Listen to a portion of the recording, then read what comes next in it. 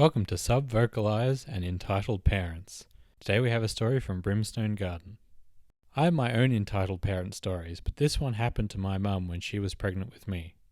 So back in the late 90s, when Sears wasn't sad and dying, my mother was an assistant manager.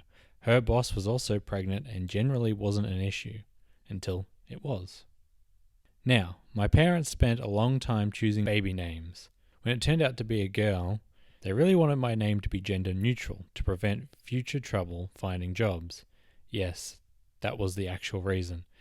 But my middle name remained the same as when they thought I was a boy, Ryan. When they decided on my full name, my mum told her friends about it, and one of them ended up telling the manager.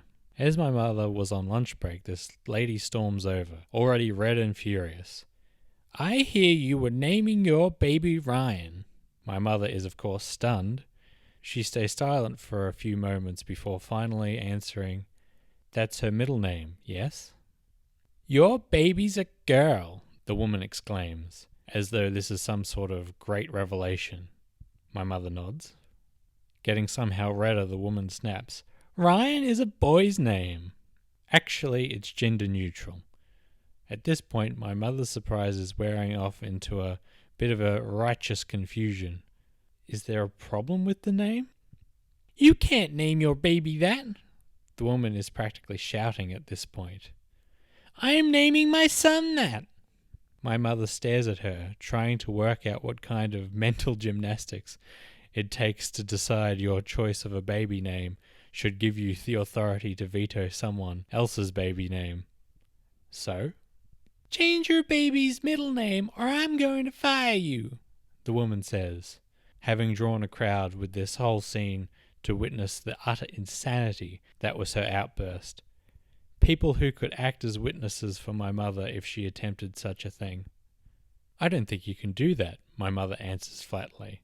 She couldn't even fire my mother on some other infraction because there was no other infraction. The staff was friendly with my mother and she had brought up sales in her area a lot. The woman stops for a moment, maybe realizing that my mother was right on that point, and once again demands, "Change your baby's middle name. I chose Ryan first." Ah yes, calling dibs. Surely my mother would have to respect a grown woman calling dibs on a very common name. "Ryan is my maiden name," my mum answers flatly. At this point, the woman stops, still furious, sputters for a moment, and finally stomps off.